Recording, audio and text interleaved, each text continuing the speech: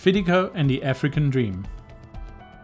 FIDICO: Finance, Innovation, Development and Investment. Finance. FIDICO has created financial engineering concepts and the mechanisms which we have successfully used for large-scale development projects in several African countries, at no cost to their governments and without the need for loans. Innovation. FIDICO is refining from experience the new ecological or natural science paradigm as essential to sustainable development. FIDICO is the pioneer of innovative development in Africa. Development.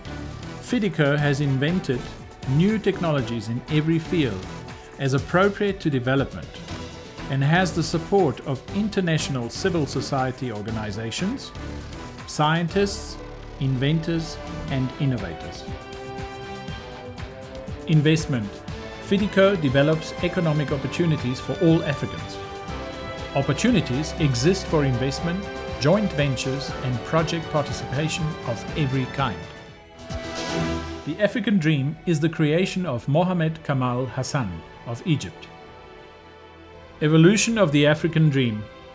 The story of the African Dream is the story of Mohamed Kamal Abdel Hadi Hassan, and a mission which has driven him through 25 years of adversity to solve the problems of Egypt. At the young age of 17, as the pole vault champion and a professional handball player, Mohamed became the top athlete in Egypt. As a professional sportsman, he saved money and started a printing business, soon to become the largest and most modern in Egypt. By the age of 25, he had become Egypt's youngest self-made multimillionaire, with an empire valued at $300 million. Mohamed was then asked by Ibrahim Azad, the religious leader at the time, to use his talents and energy to help solve the worsening problems of the youth in Egypt. So a year later, he bought 8,000 hectares in the Western Desert, and employing 5,000 of the youth, built a new agricultural community. They learned important skills in the construction and management of the project, which would be important as Mohamed's plan was that they would eventually become the owners and operators of Al-Amal. This was a unique concept for an Egyptian businessman at that time, and the project was considered a technological miracle by the press and as interviewed on Egyptian television. With the success of Al-Amal city and expensive canals and infrastructure in place, Mohamed decided to continue with his community development in the Western Desert. He formed a delegation to tour countries where Egyptians had settled to introduce his concept and to encourage their participation. Starting in Australia, his mission was a tremendous success, with many Egyptians there enthusiastically promising financial support and some even thinking of returning to Egypt. The next stop of the tour was the United States, where he met with the same success in each city they visited. In Washington, D.C., even the US President Jimmy Carter met Mohamed with a delegation of government and private. Support was discussed in several areas, and a joint venture animal husbandry project was signed with the US Department of Agriculture, the largest such contract they had so far entered into with a foreign private businessman. However, having gone to bed on 19 October 1987, riding high on the euphoria of success, he awoke the next morning penniless and owing $50,000 on his cancelled credit card. The Egyptian government had confiscated all his assets and bank accounts. This was the day of the US stock market crash. It turned out that many Egyptian companies had made a business of accepting funds from Egyptians working in the Arab countries and investing in the US stock market. This had worked very well for years until the crash, when everyone had lost their money. The reaction of the Egyptian government was to pass a law to close all such companies. There were 35 of these companies, but corrupt Egyptian officials illegally it was recently determined by the Egyptian Supreme Court, and opportunistically included Mohammed's El Helal group. This decision could not have been more inappropriate, as none of Mohammed's few shareholders, most had been given shares as bonuses, had lost any money, and he had not invested any money overseas or in any stock market. To the contrary, all of Mohammed's actions were to the exceptional benefit of Egypt. No one had reason to complain about the actions of unquestionably the most uncorrupt businessman in Egypt. Mohammed had previously been warned that his success and popularity was of concern to the Egyptian government. But Mohammed was young and inexperienced in the ways of the world, politics, corruption, and international agendas. Now, in illegally enforced exile from Egypt, his experience commenced. Following many harrowing experiences trying to earn a living in Central Africa, some of them life-threatening, Mohammed was introduced to a uniquely successful new technology innovator in South Africa. Cecil Davis, an American, had been stationed at the US Missile and Satellite Tracking Station in Pretoria when the US State Department decided to close it for political reasons. Prior to this announcement, Cecil had been asked by the South African Weather Bureau to design a system for tracking, receiving and recording pictures from the US weather satellites as they passed over Africa. So he quickly registered a company, South African Technical Industries, with half US personnel from the Pretoria tracking station and half talented South African engineers interested to pursue their inventive. The weather satellite system was considered a great success, as Cecil, with the Minister of Transport and the Director of the Weather Bureau, viewed the first satellite pictures to be received in Africa. As the system could track and receive both normal photographs and infrared nighttime pictures, it had to operate on a 24-hour basis. This was difficult for the Weather Bureau, so SATI then designed its own computer, making the system automatic tracking without any human in attendance. The ISIS computer was very successful, as was the ability to design and build automation systems to specific local requirements. After many such systems, each with innovative features, SATI began receiving overseas attention, resulting in the export of the ISIS computer and automation systems to countries such as Germany, South Korea, Canada, and the US Navy.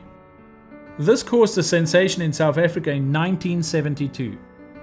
Cecil then formed with Dr. John Gauss the company Bionics, when requested by Professor Christian Barnard, the world's first heart transplant surgeon, to design and build special equipment for improvement of heart transplants. 2 world patents were received for the world's first portable defibrillator and for an instrument for stopping the heart without shocking it for open heart surgery. After many more such successful ventures, Cecil was approached by a Rhodes civil engineer, who in 1952 had developed and patented what he maintained was a new type of compactor that would revolutionize the construction of roads, airports, earth dams, major construction sites, etc. He had shown this to everyone in the industry for 20 years. The Department of Transport, the CSIR, consulting engineers and contractors all thought him delusional at best. But the logic behind the concept appealed to Cecil, who after all had so far never failed to develop the technology of anyone who asked him to do so. So in 1974, Cecil formed a company with Berange. After 10 years and many design changes, they had compacted hundreds of roads, hiring the equipment or subcontracting to contractors, and they had developed a product range of high energy impact compactors and a new technology. The technology was so successful that threats were received from international construction equipment manufacturers should the impact compactor be offered for sale on the world market.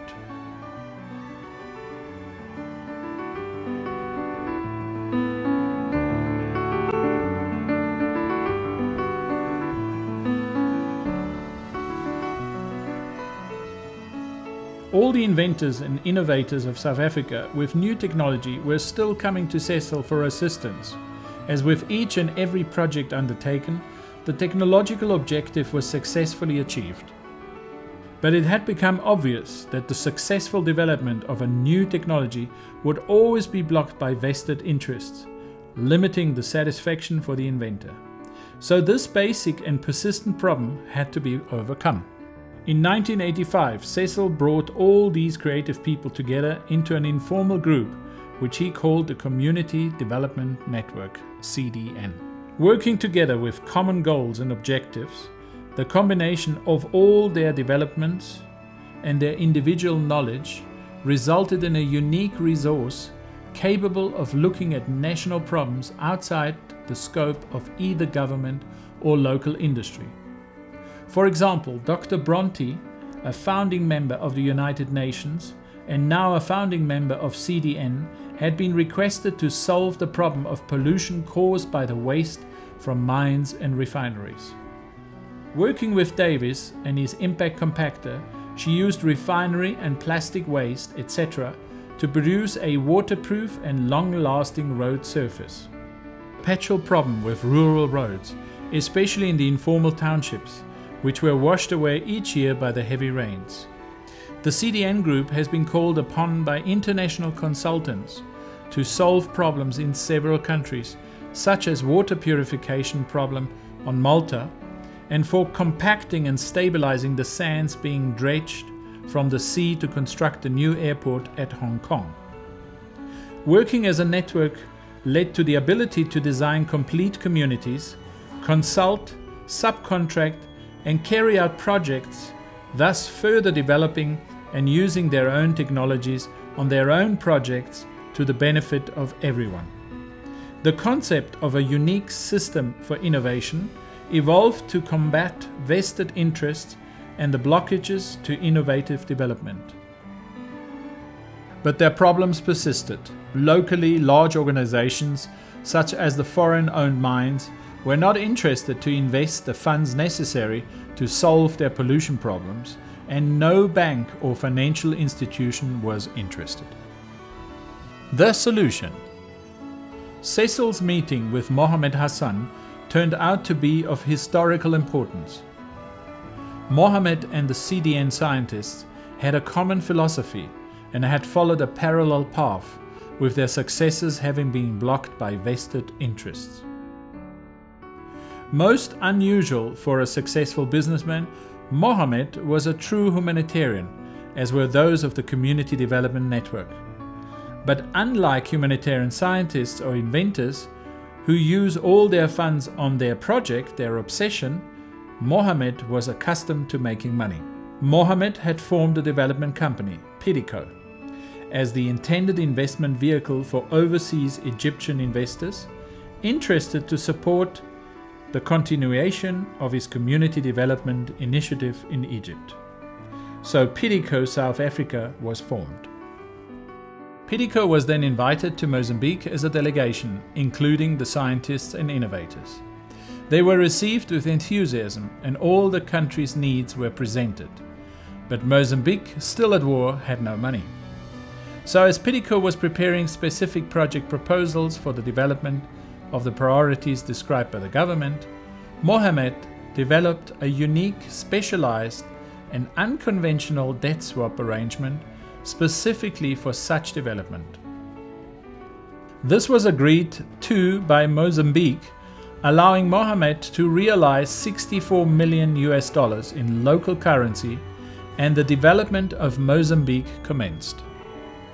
An immediate priority was the recovery of a $260 million textile factory in Mokuba, which had been initiated by the East Germans before the start of the Civil War, but not finished when they had to flee the area. It was a factory of 12 hectares under one roof, except that the roof had not been started, leaving everything including crates of equipment exposed to 16 years of torrential seasonal rains, theft and vandalism. Mohammed was able to make some compromise arrangement with the rebels, which made it possible to commence work in relative safety. A year and a half later, President Chissano and a senior delegation from Maputo were able to visit and tour the projects. Starting with a tour of the factory, the president and his delegation were surprised and amazed at every turn in the massive, now very busy complex. He was impressed and surprised to see the large fleet of tractors in perfect condition and all required plows, disc harrows, planters, etc. Also, he didn't expect to see a new hospital complete with all equipment, even for emergency surgery, and a modern, fully equipped ambulance. President Chissano also took great delight in laying the corner block at the entrance of a new community housing project just started by Pidico.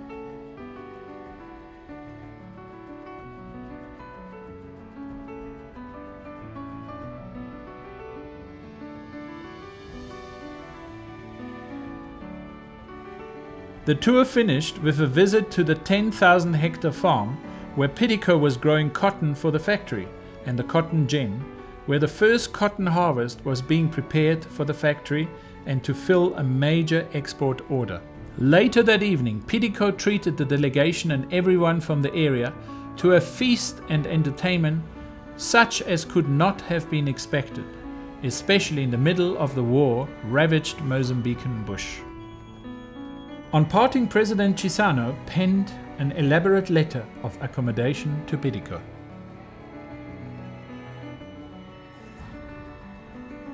Another joint venture with the Mozambican government is the bentonite mine south of Maputo, Pidico Bentonite of Mozambique. There was virtually no working equipment at the mine, so Pidico organized new and appropriate equipment for a proper mining operation. The caravan of equipment leaving Pretoria for the mine was an impressive sight.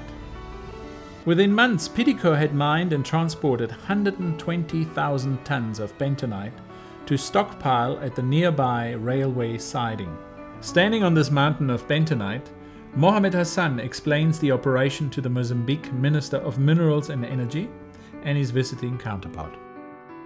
A sister company, Fidico, was then formed in response to a serious need for finance to assist government and local businessmen to acquire Mozambican national assets, which the World Bank, IMF, insisted to be privatized, and to also assist local Mozambican entrepreneurs to own their own business. Pidico held an extremely successful competition with the inauguration of Fidico.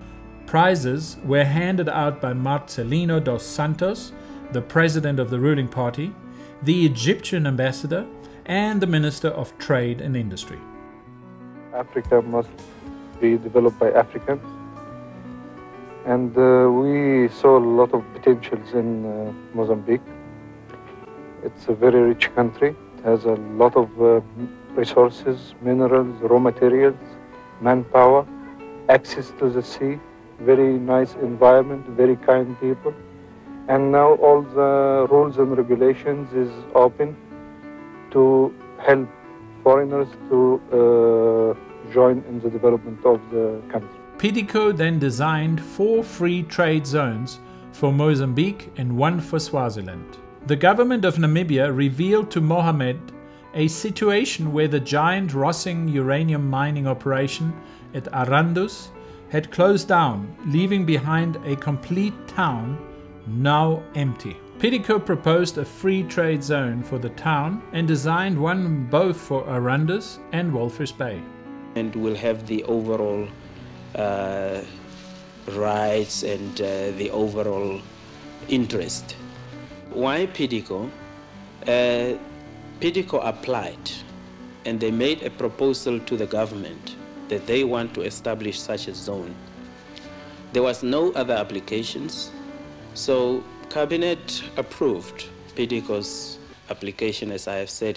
As the Walvis Bay site was being laid out, President Sam Nujoma performed an opening ceremony as part of the celebrations held when Walvis Bay was turned over to Namibia by South Africa.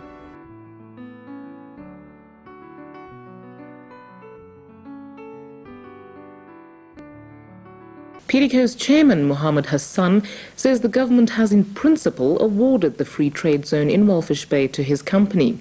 Hassan describes the project as the most attractive in Namibia's economy.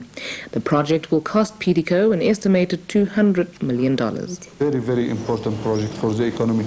It will bring a lot of investment to the country, a lot of jobs to the country. It will improve the economy. At the request of the Namibian government, PDCO then funded a $280 million agricultural project, which was desperately needed by the Namibian government at the Caprivi Strip on its northern border. 2 Antonov 124 aircraft delivered all the required tractors and agricultural equipment, a total of 220 tons.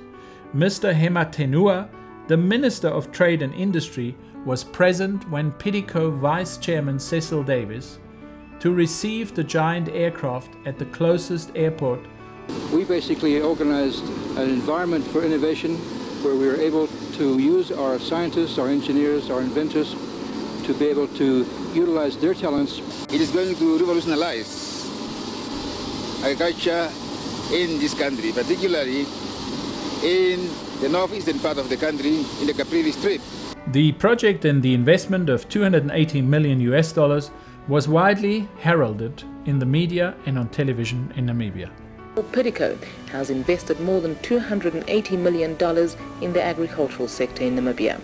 This, being the biggest investment project since Namibia's independence, could create more than 2,000 jobs when it gets into full swing. We have all the approvals and everything in writing. We have all the documents, and once we get the approvals, we decided to go ahead with a heavy investment, and we send a lot of equipment. As a first phase, this project is long term, it's not a matter of 1 week or 2.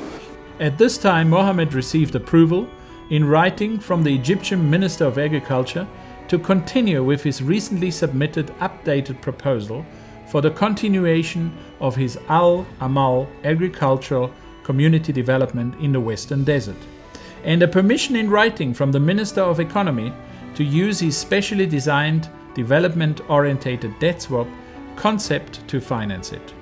However, on his return to Egypt, expecting to initiate the project, he discovered that this had been a trick of entrapment, and he was jailed for 7 years. He was only released when it was discovered that there were actually no charges against him, and the Supreme Court judged that he had never actually committed any crime. His 23 years of adversity had been carried out by the previous government, permitting the Minister of Agriculture and the Attorney General to use his assets and his Al Amal City agricultural project for their personal financial benefit.